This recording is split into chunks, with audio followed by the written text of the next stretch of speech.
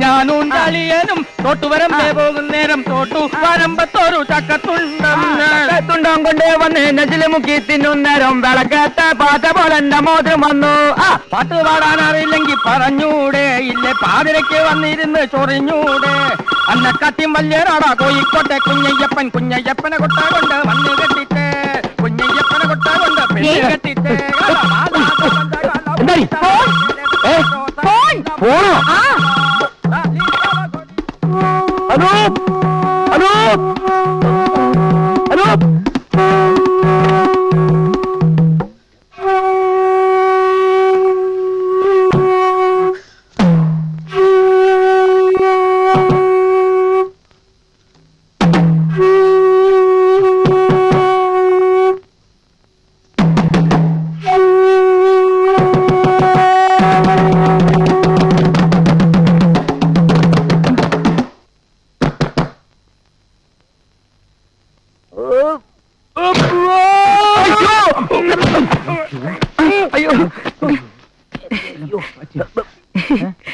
എന്താണ് ഇത്?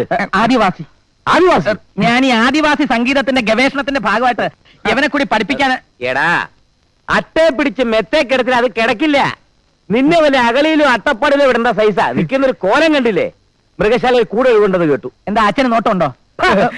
രാവിലെ തന്നെ തന്തയ്ക്ക് പാലം വലിക്കുന്നോടാ. അച്ഛൻ കോൺട്രാക്ട് എടുത്ത് പണിഞ്ഞ പാലമാണെങ്കിൽ വലിക്കേണ്ട കാര്യമില്ല, അല്ലാതെ ഇടിഞ്ഞു പൊടിഞ്ഞ് താഴെ വീണോളൂ. അതെ, അച്ഛന്റെ ഇന്നത്തെ കണി ഏതായാലും മോശ. വന്ന് വീണത് കണ്ടില്ലേ? എടാ, നിന്റെയൊക്കെ തലവട്ടം കണ്ടപ്പോ എനിക്ക് കഷ്ടകാലം തുടങ്ങിയല്ലോ. കഷ്ടകാലോ? വലിയ നിരീശ്വരവാദിയായ അച്ഛനെ ഈ കഷ്ടകാലത്തിലൊക്കെ വിശ്വാസം തുടങ്ങിയല്ലേ? എന്ന് പറഞ്ഞാൽ കഷ്ടകാലം എന്ന് ഞാനോട് പറഞ്ഞതേ ഉള്ളൂ. ആഹാ, അച്ഛനും മക്കളും കൂടെ രാവിലെ തന്നെ തുടങ്ങിയോ? നീ ഒരുത്തിയ ഉമ്മാരെ ചീത്തയാക്കിയത്. അച്ഛന്റെ തലയ്ക്കകത്ത് 100 കൂട്ടം പ്രശ്നങ്ങളാ. ഓഫീസിൽ പ്രശ്നം, പണിസ്ഥലത്ത് പ്രശ്നം, അതിനിടെ നിങ്ങളും കൂടെ പ്രശ്നം ഉണ്ടാക്കല്ലേ? ചെന്നോലും കഴിക്കാൻ നോക്ക്. അതെ, പ്രധാന ജോലി ആദ്യം നടക്കട്ടെ. കുട്ടിപ്പിക്കാണ്ടായവന്മാരും. അച്ഛാ, അച്ഛന്റെ ഈ കോൺട്രാക്ട് ബിസിനസ് നേരെ ചൊവ്വേ നടക്കാത്തത് ഞങ്ങൾ ഇവിടെ നിന്ന് പാട്ട് പറഞ്ഞോണ്ടല്ല, ശത്രുക്കളുടെ പാരയാ. പാരയോ? ആ, സിംഗപ്പൂരിൽ നിന്ന് മടങ്ങി എത്തിയതിനു ശേഷം അച്ഛൻ സത്യസന്ധമായി ചെയ്ത ഏതെങ്കിലും ഒരു പ്രോജക്ട് ഇവിടെ വിജയിച്ചിട്ടുണ്ടോ? അതാ, അച്ഛൻ ഇവിടെ ഒരു നിലനിൽപ്പുണ്ടായാൽ അത് ഏറ്റവും അധികം ബാധിക്കുന്നത് കൃഷ്ണവിഹാറിലെ ശങ്കരപ്പിള്ളയാ. അയാളാണ് അച്ഛന്റെ ഏറ്റവും വലിയ പാരപ്പിള്ള.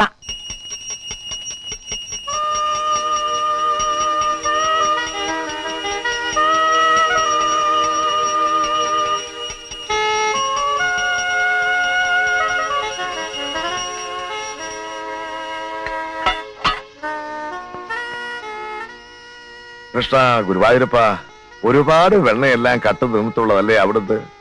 ഈ ശങ്കരന് എന്തെങ്കിലും അറിയാതെ തെറ്റ് ചെയ്തു പോയിട്ടുണ്ടെങ്കിൽ അവിടുന്ന് പൊറുക്കണേ. കൃഷ്ണ, ഗുരുവായൂരപ്പ, ഭഗവാനെ. പ്രിയ, വീട്ടിനെ കുളിപ്പിച്ച് കോമ്പ് ചെയ്ത് കഴിഞ്ഞോ? അയ്യോ,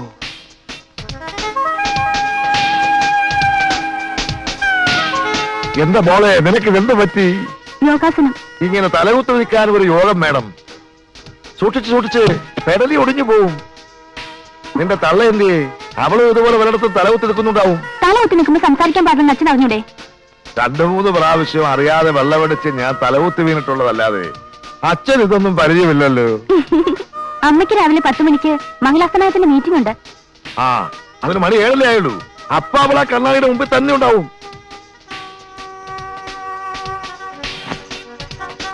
അല്ല, രാവിലെ തന്നെ ഇറങ്ങായോ?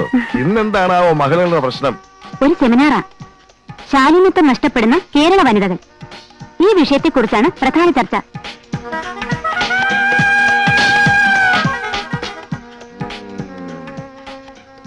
എന്താ നോക്കുന്നേ? ഏയ്, എന്റെ ഭാര്യയുടെ ശാരീരിക സൗന്ദര്യം ഞാനൊന്ന് ആസ്വദിച്ചതാലേ. മോള് കേക്കും.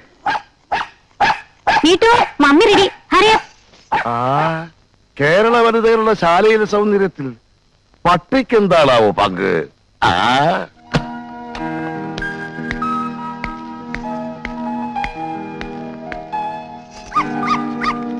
എന്തിനാണ് ഈ ശവത്തിനെ കെട്ടിയെടുത്തോണ്ട് പോണത്? മിസ്സിസ് മേനോന്റെ കാറിൽ എപ്പോഴും ഡോഗ് ഉണ്ടാവും. നമ്മുടെ സ്റ്റാറ്റസ് നമ്മളും കീപ്പപ്പ് ചെയ്യണ്ടേ. പോട്ടെ, ബൈ.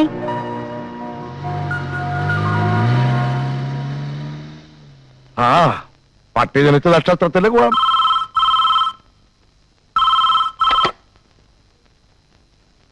ഹലോ, ആ ശങ്കരപ്പിള്ള തന്നെ. സാറേ ഞാനാ, യൂണിയൻ നേതാവ് വക്കച്ചൻ. പറഞ്ഞ കാര്യം ഉണ്ടായി വക്കച്ച. നമ്പ്യാർ ഇവിടെ വളർന്നാൽ അത് എനിക്ക് വലിയ ദോഷമാ. സിംഗപ്പൂരിൽ നിന്ന് കുറെ പണവുമായിട്ടാൽ ഇവിടെ വന്ന് എന്നോട് മത്സരിക്കാൻ തുടങ്ങിയാൽ നമുക്ക് വെറുതെ വിടാൻ പറ്റുമോ? എനിക്ക് കിട്ടേണ്ട പല കോൺട്രാക്റ്റുകളും അയാൾ കയറി വെട്ടിയില്ലേ. അയാളെ ഒതുക്കിയേ പറ്റൂ. എന്തെങ്കിലും ഒരു കാര്യം കിട്ടാതെ എങ്ങനെയാ യൂണിയൻ പ്രശ്നം ഉണ്ടാക്കുന്നു സാറേ? ആ യൂണിയൻ നേതാക്കന്മാർക്ക് കാര്യം ഉണ്ടാക്കാനാണോ വിഷമം? എന്തെങ്കിലും കാര്യം ഉണ്ടാക്കിയേ പറ്റൂ. വക്കച്ചനെ ഞാൻ നേരാൻ പെണ്ണം കണ്ടാ പോരെ. അങ്ങനെയാണെങ്കിൽ ഇന്ന് തന്നെ നമ്പ്യാരുടെ സൈറ്റിലെ എല്ലാ പണികളും ഞാൻ സ്തംഭിപ്പിച്ചിരിക്കും. തൊഴിലാളിക്കൊരു പ്രശ്നം വന്ന എല്ലാം എല്ലാം ഒന്നാണ്. നിരീശ്വരവാദി നമ്പ്യാർ മൂർദാബാദ്. മുതലാളി അകത്തേക്ക് എല്ലാം പറഞ്ഞു. അങ്ങനെ വഴിക്ക് വാ. ആ പിടിച്ചോ ഞാനിപ്പോ വരാം. കള്ള നമ്പ്യാരെ. ഈ സമരം അനാവശ്യമാണ്. ഇതിന്റെ പിന്നിൽ കളിച്ചത് ആരാണെന്ന് എനിക്ക് വ്യക്തമായിട്ട് അറിയാം. പിന്നിൽ സംഘടിതരായ തൊഴിലാളി വർഗം മുഴുവനുണ്ട്, അല്ലാതെ മറ്റാരുമില്ല. ശങ്കരപ്പിള്ളയുടെ കയ്യിൽ നിന്ന് നക്കാപ്പിച്ച വാങ്ങിച്ചിട്ട് വക്കത്തിന് തെണ്ടിത്തരം കാണിക്കരുത്. ഒരു വക അനാവശ്യം പറഞ്ഞാലുണ്ടല്ല, സിമന്റ് കൂടുന്ന മെക്കാട്ട് പെണ്ണുങ്ങൾ കൂടി തന്നെ തല്ലിയും. അതിലും ഭേദം താൻ തന്നെ നല്ലുന്നതാ. സദാശിവ, എന്താണോ ഈ കാണിക്കുന്നേ? അവിടെ ഇരുന്നേ. വേണ്ട, എന്നെ അങ്ങനെ ഇരുത്തണ്ട, ഞാനവിടെ നിന്നോളാം. എന്നാ ഒരു കാര്യം ചെയ്യും, ഞാൻ അങ്ങോട്ട് എഴുന്നേക്കാം. അതാ നല്ലത്. ഈ പ്രദേശത്ത് തൊഴിലാളികൾക്ക് ഏറ്റവും കൂടുതൽ ശമ്പളം കൊടുക്കുന്ന ഒരു പ്രസ്ഥാനമാണ് എന്റേത്. നേരായ മാർഗത്തിലൂടെ അല്ലാതെ തൊഴിലാളി വർഗത്തെ പിഴിഞ്ഞോ കൃത്രിമം കാണിച്ചോ 10 പൈസ ഇന്ന് വരെ ഞാൻ ഉണ്ടാക്കിയിട്ടില്ല. സത്യസന്ധമായി ചെയ്യുന്ന കർമ്മത്തെയും സത്യത്തെയുമാണ് ഞാൻ ദൈവമായി കാണുന്നത്. വക്കച്ചോ, ഞാനൊരു നിരീശ്വരവാദിയാണെന്നുള്ള കാര്യം വക്കച്ചൻ അറിയാമല്ലോ. പക്ഷേ ദൈവത്തെ കൂട്ടുപിടിച്ച് മറ്റുള്ളവർക്ക് പാര വയ്ക്കുന്ന എരപ്പാടിത്തരം ആര് കാണിച്ചാലും ഞാൻ പ്രതികരിക്കുമല്ലേ? പ്രതികരിക്കും. ഒന്ന് പ്രതികരിച്ചു നോക്ക്. ഈ അടിച്ചത് പിള്ളേരുടെ മുഖത്തിട്ടാണെന്ന് പറയണ പുല്ലേ. താനൊരു തൊഴിലാളി നേതാവിനെ തല്ലിയല്ലോ. ഇന്നും നാളെ ഞാൻ കേരളാവിൽ കുറയ്ക്കാവശ്യരിക്കുന്നു. നമ്പ്യാരുടെ ഗുണ്ടായി സംസാരിപ്പിക്കുക. കേരള ബന്ദ് സിന്ദാബാദ്. കണ്ട എംബോക്കിയല്ല ആഴ്ചയിൽ 10 ബന്ദ് പ്രഖ്യാപിച്ച് മനുഷ്യനെ പൊറുതി മുട്ടിക്കുന്നതുകൊണ്ട് ഈ ബന്ദിന്റെ വിലയൊന്നു പോയി. ആരോന്ന് പ്രഖ്യാപിക്കണം. പിന്നെ തല്ലിയല്ലോ. ഭാരത ബന്ദ് സിന്ദാബാദ്. കള്ള നമ്പ്യാരെ. ഇത് ഇവിടെ കൊണ്ടൊന്നും അവസാനിക്കൂല. നാളെ ഭാരത ബന്ദാണ്. ഭാരത് ബന്ദ് സിന്ദാബാദ്. പൂരാച്ചി നമ്പ്യാർ മൂർദാബാദ്. പൂരാച്ചി നമ്പ്യാർ നീതി പാലിക്കുക.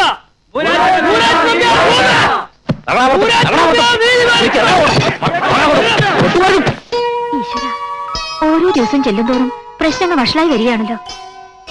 ഈശ്വരനെ നിഷേധിച്ച് ജീവിക്കുന്നോണ്ടാ പ്രശ്നങ്ങൾ ഒഴിയാത്തത്. എടേ, സത്യസന്ധമായി ജോലി ചെയ്ത് ജീവിക്കുന്നവരെ നിന്റെ ഈശ്വരന്മാര് പാര വെക്കുവോ? ഇതൊന്നും ഈശ്വരന്റെയും ജഗത്താന്റെയും വിളയാട്ടമല്ല സുധർമ്മേ, അധർമ്മങ്ങളുടെ വിളയാട്ടമാണ്. ബിസിനസ് രംഗത്ത് അച്ഛന്റെ ഈ ഫിലോസഫിക്കൊന്നും ഒരു സ്ഥാനമില്ല. അധർമ്മത്തിനെ എങ്ങനെയാണ് കൈകാര്യം ചെയ്യേണ്ടതെന്ന് ഞങ്ങൾ കാണിച്ചു തരാം. ഈ പ്രശ്നം ഞങ്ങൾക്ക് വിട്ടുക. നിന്നെയൊക്കെ വിശ്വസിക്കാവോ? 100% വിട്ടു വന്നിരിക്കുന്നു.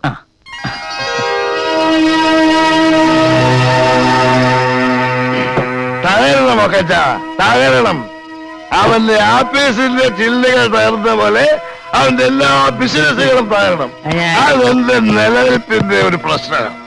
അതിനു വേണ്ടി എത്ര പണം ചെലവാക്കാനും എനിക്കൊരു മടിയില്ല. ഇതൊരു ദക്ഷിണയായിട്ടിരിക്കട്ടെ. മുതലാളി ഒന്നുകൊണ്ടും പേടിക്കണ്ട. ഇനി നമ്പ്യാരുടെ എല്ലാ സ്ഥാപനങ്ങളിലും സമരങ്ങളുടെ വെടിക്കെട്ടായിരിക്കും. വെറുതെ അല്ല പറഞ്ഞേ. KPCC ജില്ലാ സെക്രട്ടറി വക്കച്ചനെ പറഞ്ഞേ.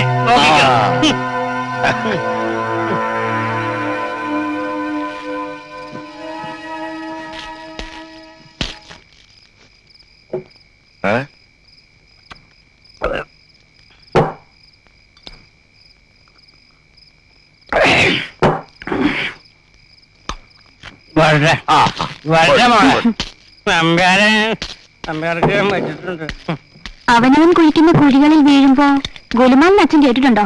അത് മോളെ അതൊരു സിനിമയ്ക്കകത്തെ പാട്ടല്ലേ?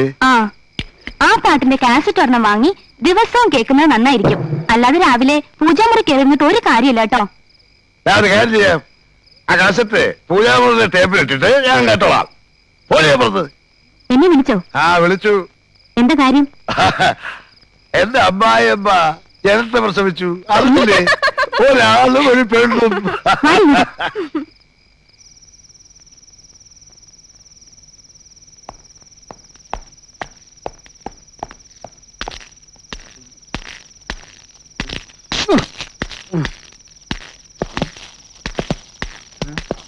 ആരാ നടക്കണ വഴിക്ക് വണ്ടിട്ടിരിക്കണേ?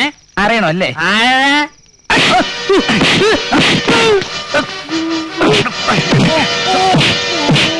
ഞങ്ങൾ ആരാണെന്ന് തനിക്ക് മനസ്സിലായോ? അറിയാമേ. ആരാ? മക്കളല്ലേ?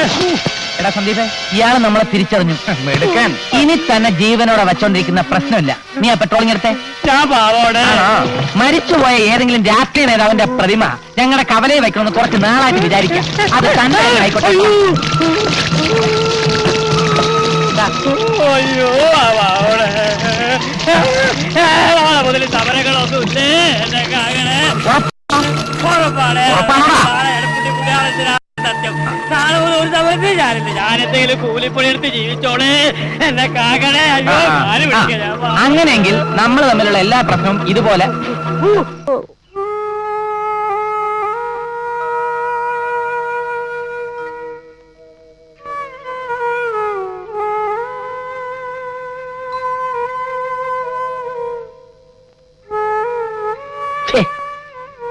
എന്താ സുധർമ്മ ഇത്? നീ ഒന്നും കഴിക്കുന്നില്ലേ? എനിക്കൊന്നും വേണ്ട. എടോ, ഓരോരുത്തർക്കും അവരവരുടെ വിശ്വാസങ്ങളാ വലുത്. നീ ഈശ്വരനെ വിശ്വസിക്കരുതെന്ന് ഒരിക്കലും ഞാൻ പറഞ്ഞിട്ടില്ല. എന്റെ വിശ്വാസങ്ങൾ അടിച്ചേൽപ്പിക്കാനും ഞാൻ ശ്രമിച്ചിട്ടില്ല. എന്നിട്ടും എന്റെ വിശ്വാസങ്ങൾ ഈ കുടുംബത്തെ തകർത്തുവെന്ന് നീ പറഞ്ഞു. സാരമില്ല, എനിക്കൊരു തകർച്ച വന്നപ്പോ ജീവിതത്തിൽ ആദ്യമായി നീ എന്നെ കുറ്റപ്പെടുത്തി, വേദനിപ്പിച്ചു. ഇങ്ങനെയുള്ള ഘട്ടങ്ങളിൽ ഭർത്താവിനെ തലോടി ആശ്വസിപ്പിക്കണം എന്ന് ഞാൻ പറയുന്നില്ല. പക്ഷേ തള്ളിപ്പറയാതിരുന്നുകൂടെ? വേദനിപ്പിക്കാൻ പറഞ്ഞതല്ല, പേടി കൊണ്ട് പറഞ്ഞതാ. അല്ലെങ്കിൽ നമുക്ക് ഇങ്ങനെ കഷ്ടകാലം വരുമോ? ഒന്നിനു പുറകെ ഒന്നായി പ്രശ്നങ്ങളല്ലേ? നമ്മുടെ കുടുംബത്തിൽ എന്തൊക്കെയോ ദോഷങ്ങളുണ്ട്. അതെന്താണെന്ന് നമുക്കൊന്ന് പ്രശ്നം വെച്ച് നോക്കിയാലോ? എന്റെ സുധർമ്മേ, അതൊക്കെ അന്ധവിശ്വാസങ്ങളാ. ഈ ജ്യോതിഷം മഷിനോട്ടം എന്നൊക്കെ പറയുന്നത് വെറും കപടശാസ്ത്രങ്ങളാ. ദേ, ഇപ്പൊ മനുഷ്യനെ പറ്റിക്കാൻ ടിവിയിലും തുടങ്ങിയിട്ടുണ്ട്. അജ്ഞാതം, അവർണനീയം, പത്രക്കാര വകയായിട്ട് വാരഫലം. മോശം. നിങ്ങൾ പറയുന്ന ഒന്ന് മനസ്സിലാക്കാനുള്ള ബുദ്ധി അറിവൊന്നും എനിക്കില്ല. സിമന്റ് നേരാവണ്ണം ചേർത്തിട്ടും കെട്ടിടം ചോരുന്നു. സത്യസന്ധമായി ഓരോ പണി ചെയ്തിട്ടും ബില്ല് പാസ്സാകുന്നില്ല. സർവത്ര കാര്യങ്ങളിലും തടസ്സം തന്നെ. അതൊക്കെ ശരിയാവൂടൂ? ഒന്നും ശരിയാകാൻ പോകുന്നില്ല. ഞാൻ എന്ത് പറഞ്ഞാലും നിങ്ങൾ എതിരെ പറയൂ, പ്രത്യേകിച്ചും ദൈവകാര്യത്തിൽ. നമ്മുടെ മക്കളെ ഓർത്തെങ്കിലും നിങ്ങളിത് ചെയ്യണം. എന്റെ മനസമാധാനത്തിന് ഉപേക്ഷ പറയരുത്. ശരി, വിശ്വാസമില്ലെങ്കിലും നിന്റെ ആഗ്രഹത്തിന് ഈ ഒരു പ്രാവശ്യം ഞാൻ കൂട്ടുനിൽക്കാം. ഒരു പ്രശ്നത്തിലൂടെ നമ്മുടെ എല്ലാ പ്രശ്നങ്ങളും മാറുകയാണെങ്കിൽ നീ പറയും പോലെ ഒരു ഈശ്വര വിശ്വാസിയായി ഞാൻ ജീവിച്ചോളാം. അതല്ല എങ്കിൽ മേലിൽ ഇത്തരം കാര്യങ്ങൾക്ക് എന്നെ നിർബന്ധിക്കരുത്. സമ്മതിച്ചു. എങ്കിൽ നീ തന്നെ ജോലിസിനെ വിളിച്ചു വരുത്തി പ്രശ്നം വെപ്പിച്ച് നമ്മുടെ പ്രശ്നം മാറ്റ്. പിന്നെ അതൊരു പ്രശ്നമാകരുത്.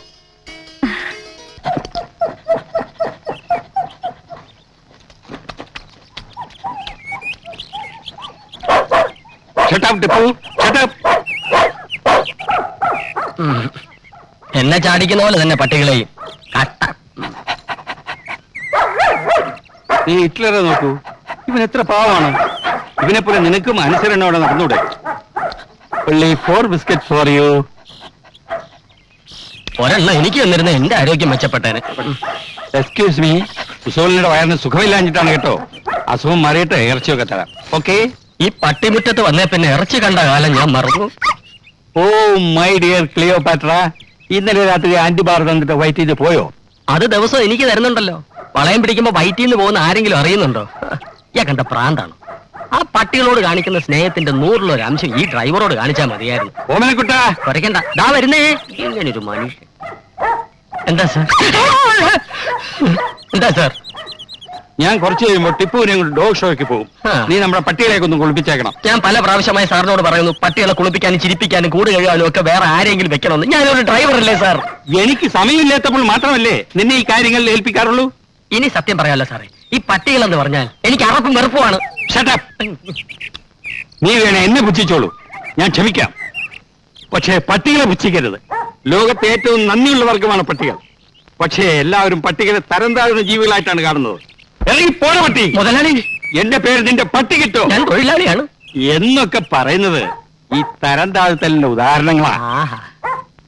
മനുഷ്യരെക്കാളേറെ പട്ടികളെ സ്നേഹിക്കുന്നത് കൊണ്ടാണ് നാട്ടുകാരെന്നെ പട്ടി മേനോൻ എന്ന് വിളിക്കുന്നത്. ആ. അയ്യോ. ആ വിളി കേൾക്കുന്നത് എനിക്ക് സന്തോഷമാണ്. ഒരു സുരകസ്നേഹിക്ക് കിട്ടുന്ന ഏറ്റവും വലിയ അംഗീകാരമാണ്. ആ. നിനക്കറിയാമോ, എന്റെ ഭാര്യ മരിച്ചിട്ട് പോലും ഞാൻ കരഞ്ഞില്ല. പക്ഷേ എന്റെ എലിസബത്ത് മരിച്ചപ്പോൾ ഞാൻ കരഞ്ഞു. എലിസബത്ത് രാജ്ഞിയോ? അവര് മരിച്ചോ? എപ്പോ? എലിസബത്ത് രാജ്ഞിയല്ലടോ, ഏലം കുളത്തുനിന്ന് വായിച്ച വളർത്തതായി എലിസബത്ത്. ആഹാ. ആ ഇത് ഈ ജന്മം ശരിയാവില്ല. കഷ്ടം. ഒരുത്തൻ എന്റെ മുഖത്ത് നോക്കി പട്ടി എന്ന് വിളിച്ചാൽ ആ കോംപ്ലിമെന്റ് ഞാൻ ഷേക്ക് ഹാൻഡ് കൊടുക്കും. Bloody rascal. ഞാനിവിടെ പട്ടിയായിട്ട് ജനിച്ചാ മതിയായിരുന്നു. തല്ലിന് പകരം തലോടൽ കിട്ടിയാൽ. ഭാഗ്യമുള്ള പട്ടികൾ, ഭാഗ്യമില്ലാത്ത ഈ ഡ്രൈവർ.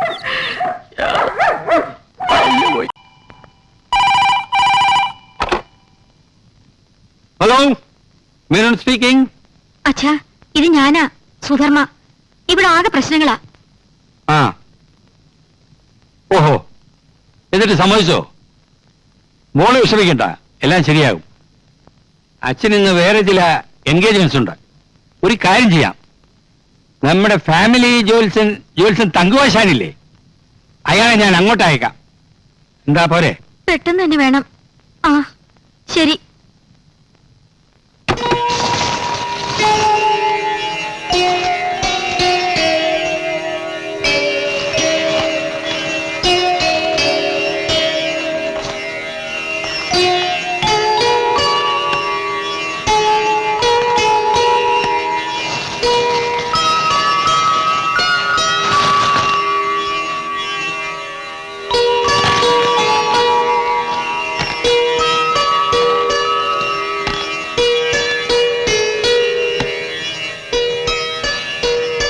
ശത്രു നിസ്സാരക്കാരനല്ല, സംഗതി കൂടോത്രമാണ്.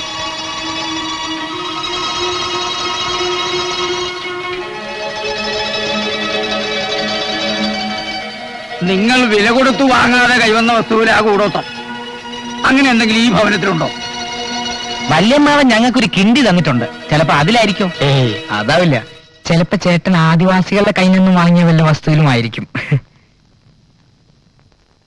അതൊന്നുമല്ലടാ, ചിലപ്പോ അപ്പുറത്തെ ജാനു തന്ന ചൂരിലായിരിക്കുവോ, അതോ തങ്കമണി എന്ന ഒലക്കയിലായിരിക്കുവോ? വിശ്വാസമില്ലെങ്കിലും പരിഹസിക്കണ്ട നമ്പ്യാരെ. തങ്കുപ്പണിക്ക് തെളിയിച്ചു തരാം. ഇന്നേ വരെ ഞാൻ ഗണിച്ചു പറഞ്ഞിട്ടുള്ള ഒന്നും പഠിച്ചിട്ടില്ല.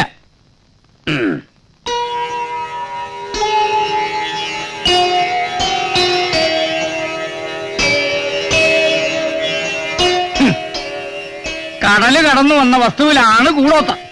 6 മാസത്തിന് മുമ്പ് സിംഗപ്പൂരിൽ നിന്ന് കടല് കടന്നു വന്നത് ഞാനാ. ഇനി ഞാനോ മറ്റോ ആണോ കൂടോത്രം? സിംഗപ്പൂരിൽ നിന്ന് വില കൊടുക്കാതെ നിങ്ങൾ എന്തെങ്കിലും വാങ്ങിച്ചിട്ടുണ്ടോ? ഈശ്വരനെ വിചാരിച്ച ഒന്ന് ആലോചിച്ച് നോക്കൂ. ഈശ്വരനെ വിചാരിക്കാണ് ഞാൻ ആലോചിച്ച് നോക്കട്ടെ, കിടന്ന് ബഹളം വെക്കാതെ. സിംഗപ്പൂരിൽ നിന്ന് വരുമ്പോ എന്താണ്? ആ, ഉണ്ട്, നമ്മുടെ ഷോക്കേസിലിരിക്കുന്ന ജൂനിയർ മാൻഡ്രക്കിന്റെ പ്രതിമ. കൊണ്ടുവരൂ, കാണട്ടെ.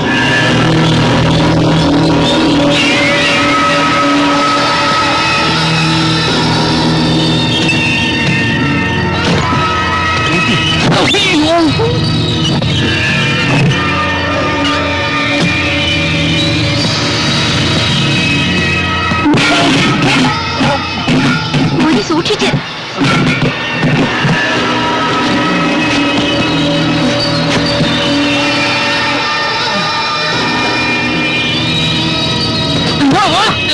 എന്താണ് ഇത്? ആ.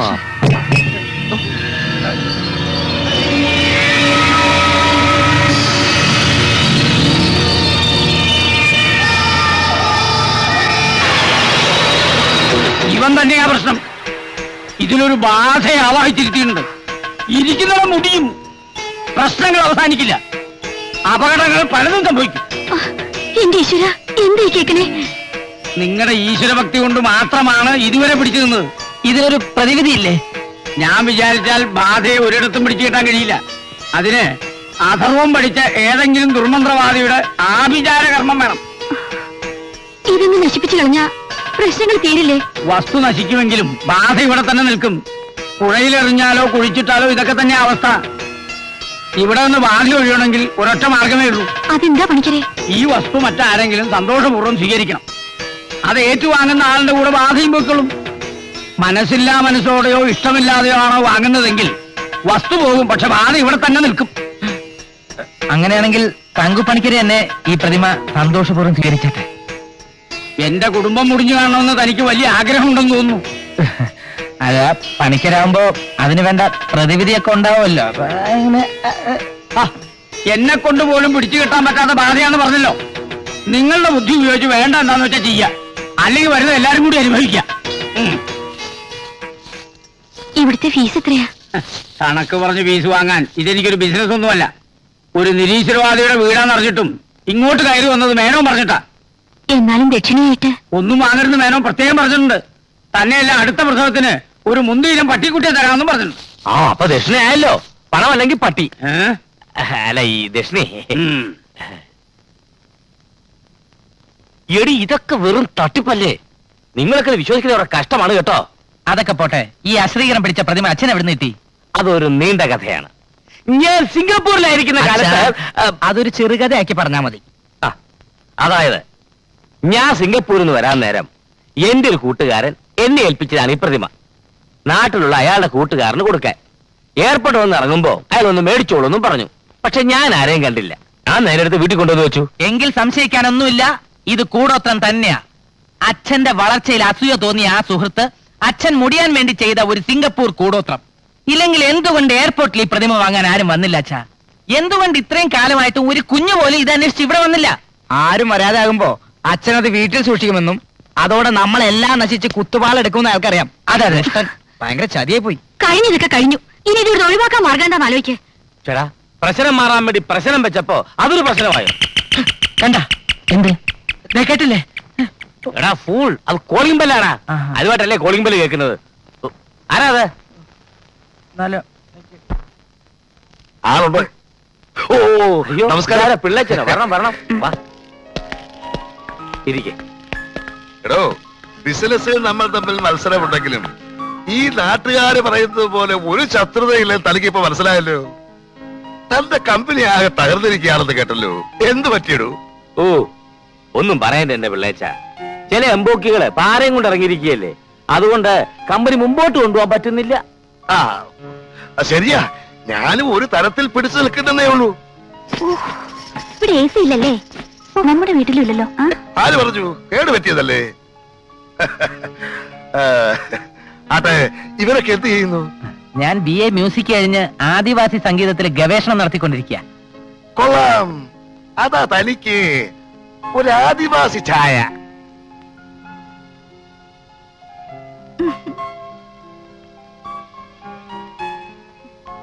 ഞാൻ ഡിഗ്രിക്ക് തോറ്റു. ഇപ്പൊ സ്ഥിരം ട്യൂട്ടോറിയല്ല.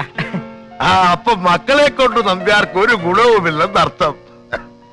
അല്ല, പിള്ള വന്ന കാര്യം പറഞ്ഞില്ല. എന്റെ 50ാം പിറന്നാൾ ഗംഭീരമായിട്ട് ആഘോഷിക്കണമെന്ന് ഇവക്കൊരേ നിർബന്ധം. ആയിക്കോട്ടെ എന്ന് ഞാൻ കരുതി. സാധാരണ 60ാം പിറന്നാൾ ആഘോഷിക്കാറുണ്ട്. 50ാം പിറന്നാൾ ആഘോഷത്തെ കുറിച്ച് ആദ്യമായിട്ട് കേൾക്ക. അത് ഷഷ്ടിപൂർത്തി, ഇത് ഓ, കഷ്ടിപൂർത്തി. കഷ്ടിപൂർത്തിയാ. ഈ 60 എന്നൊക്കെ പറയുന്നത് ഓൾഡ് ഫാഷനാ. ഇപ്പൊ 50 ഫാഷൻ. അച്ഛന്റെ 50ാം പിറന്നാൾ ആഘോഷിക്കാമെന്ന് ഞങ്ങൾ പറഞ്ഞതാ, പക്ഷേ അമ്മ സമ്മതിച്ചില്ല. ഓ, പണത്തിന്റെ ടൈറ്റ് കൊണ്ടായിരിക്കും അമ്മ അങ്ങനെ പറഞ്ഞത്. ഏയ്, അതൊന്നുമല്ല. അമ്മ ഭയങ്കര വിശ്വാസിയാ. അമ്മയുടെ അമ്മാവൻ 50ാം പിറന്നാൾ ആഘോഷിച്ചതിന്റെ 4ാം ദിവസം വടിയായിപ്പോയി. ഈ 50ാം പിറന്നാൾ ആഘോഷിച്ചാൽ പിന്നെ അധിക ദിവസം ജീവിച്ചിരിക്കില്ലെന്ന അമ്മ പറഞ്ഞ്. അങ്ങനെയൊന്നുണ്ടോ വിശാലം? ഏയ്, ഇനി അഥവാ അങ്ങനെ എങ്ങാനും സംഭവിച്ചാ ഞാൻ അങ്ങ് സഹിച്ചോളാം. ഇവള് തമാശ. ബിസ്ലറി വാട്ടർ തിളപ്പിച്ച ചായയാണോ? അല്ല, പൈപ്പ് വെള്ളത്തിലാ. അയ്യോ, എങ്കിൽ ഞങ്ങൾ കഴിക്കില്ല. അയ്യോ, ഞാനത് ഓർത്തില്ല. ഞങ്ങൾക്ക് ഷുഗറാ. ആന്റി, എനിക്ക് വേണം. മോള് സാധാരണ ഹോളിസല്ലേ കഴിക്കുക, ഇന്നെന്ത് പറ്റി? ആര് പറഞ്ഞു? ഞാൻ ചായ കുടിക്കാറുണ്ടല്ലോ. ഞാൻ കണ്ടിട്ടില്ല. നീ അതൊന്നും കാണുകയില്ല. നിനക്ക് എവിടെയാ സമയം? അപ്പോ 15-ാം തീയതിയാണ് നമ്മുടെ ഫംഗ്ഷൻ. എല്ലാവരും വരണം, മറക്കരുത്. വരട്ടെ. ശരി.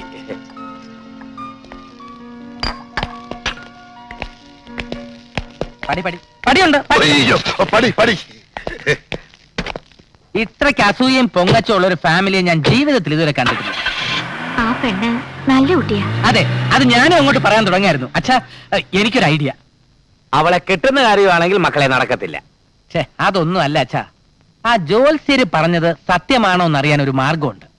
പിള്ളയുടെ പിറന്നാളിന് നമ്മൾ ആ കൂടോത്ര പ്രതിമ സമ്മാനമായിട്ട് കൊടുത്താലോ? ഗിഫ്റ്റ് ആയതുകൊണ്ട് അങ്ങേര് അത് സന്തോഷത്തോടെ സ്വീകരിക്കുകയും ചെയ്യും. പാരയ്ക്കൊരു മറുപാര. ആ, ജോത്സ്യര് പറഞ്ഞത് സത്യമാണെങ്കിൽ നമ്മുടെ എല്ലാ പ്രശ്നങ്ങളും തീരുകയും ചെയ്യും, അങ്ങേരുടെ പ്രശ്നങ്ങൾ തുടങ്ങുകയും ചെയ്യും. ഇത്രയൊക്കെ ആയ സ്ഥിതിക്ക് ആ. ആ പരീക്ഷണം കൂടെ നമ്മൾ നടത്തി നോക്കിക്കളയാം. ഇത് പരീക്ഷിക്കാൻ പറ്റിയ വേറൊരുത്തനെ ഈ ഭൂലോകത്ത് വരെ കിട്ടത്തില്ല. അത് വേണോ? മിണ്ടിപ്പോരുത്. പ്രതിമ പാക്ക് ചെയ്യട്ടെ അച്ഛാ.